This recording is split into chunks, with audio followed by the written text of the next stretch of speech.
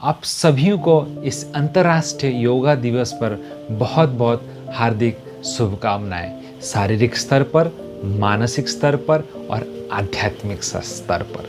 शारीरिक स्तर पर आपको एक सुस्त शरीर मिले, रोग मुक्त, और मानसिक स्तर पर एक शांतता मिले मन में और सभी प्रकार के चिंता से मुक्त, और आध्यात्मिक स्तर पर एक आनंदमय आत्मा प्राप्त हो और भगवान के साथ जुड़ जाए। देखिए, ये योगा क्या है। योगा बोला जाता है, ये जो योग शब्द है संस्कृत शब्द युज धातु से आया है। जब युज मतलब क्या है, जो संपर्क करता है, कनेक्शन करता है, हमको कैसे भगवान के साथ संपर्क में लाए, ये उसका मकसद है। साधारणतः योग पूछेंगे किसी को तो कोई भी बोलेगा कि कुछ आसना करना है, कुछ प्राणायाम करना है। देखिए, ये मात्र 2 स्तर है। कुल मिला के योग में वैसे 8 स्तर रहता है। तो क्या क्या ये 8 स्तर है? यम, नियम, आसन, प्राणायाम, प्रत्याहार, ध्यान, धारणा, समाधि। इस प्रकार ये 8 स्तर रहता है, और मात्र 8 स्तरों में ये मात्र 2 स्तर हमको पता रहता है। तो आइए थोड़ा देखते हैं कि 8 स्तर क्या है। पहला 2 स्तर जो है यम और नियम। यम नियम मतलब कुछ भी अगर आप करते हैं तो कुछ नियम आपको पालन करना पड़ेगा। तो योग का नियम क्या है? तो कुल मिला के 4 नियम हम पालन करते हैं। क्या 4 नियम है? पहला चीज़ है कि आपको मांसाहार नहीं करना चाहिए, क्योंकि आप किसी जीवों को हत्या करते हैं आपके खाने के लिए तो उससे हिंसा होता है, और जब हिंसा करेंगे तो मन कैसे शांति रहेगा। दूसरा नियम है, आपको नशा नहीं करना चाहिए।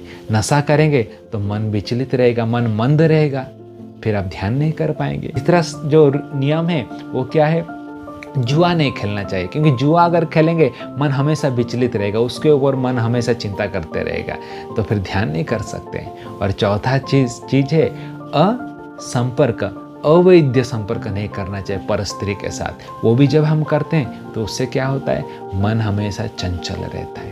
इसलिए 4 नियम को पालन करना पड़ेगा। यह हमका यम और नियम हो गया। और उसके ऊपर जो तीसरा स्टेज है उसको आसना बोलते हैं। आसना से मतलब आप जब कुछ फिजिकल शारीरिक स्तर पर आसना करते हो तो आपका शरीर जो है संतुलन प्राप्त करता है, जो कि आगे जाके प्राणायाम स्तर में आपको लेके जाता है। प्राणायाम मतलब क्या है?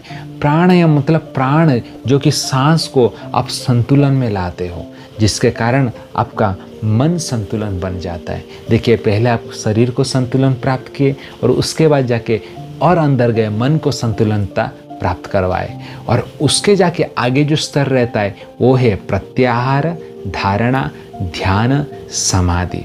तो ये जो 4 स्तर है ये आध्यात्मिक स्तर में आपको लेके जाता है। प्रत्याहार मतलब क्या है? आप बाहरी दुनिया से आपका निर्भरता कम कर रहे हैं, प्रत्याहार कम कर रहे हैं सब कुछ, और धीरे धीरे आप अंदर जा रहे हैं, आत्मा को परमात्मा के साथ संपर्क करने के लिए प्रयास कर रहे हैं। धारणा मतलब भगवान के ऊपर ध्यान करना, और ध्यान मतलब और उसको और गहराई में जाना, और अंतिम में समाधि को प्राप्त करना, मतलब वो भगवान को साक्षात्कार हो जाता है।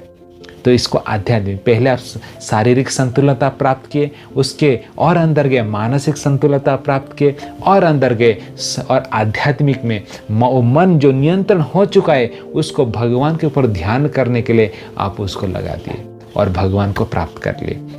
तो जो आध्यात्मिक साक्षात्कार हम कर रहे हैं इस कलयुग में सबसे आसान रूप से करने का माध्यम जो दिया गया है ध्यान करने का, वो कलिसंतरण उपनिषद में लिखा गया है। क्या? इति षोडशकम नामना कलि कल्मषनाशनम नतः परतरः उपाय सर्ववेदेषु दृश्यते। इति षोडशकम नामना, ये 16 अक्षर का नाम कली कल्मषनाशनम, कली, इसको जप करते ही कली का जो प्रभाव है उससे हम मुक्त हो जाएंगे। नाता परतर उपाय, और कोई उपाय नहीं, एक ही उपाय है। सर्व वेदेषु दृश्यते, हर शास्त्र हर वेद में ये 16 अक्षर का मंत्र लिखा गया है, जिसको कलयुग में हम जप करके हम भगवान का साक्षात्कार कर सकते हैं। और कौन सा 16 अक्षर का मंत्र है? हरे कृष्णा कृष्ण कृष्ण हरे हरे, हरे राम राम राम हरे हरे। ये 16 अक्षर का मंत्र मात्र आप जप कीजिए, फिर देखिए कैसे आपका आत्मा साक्षात्कार हो रहा है। ये आत्मा कैसे भगवान परमात्मा भगवान के साथ जुड़ जा रहा है। ये है योग। हरे कृष्णा।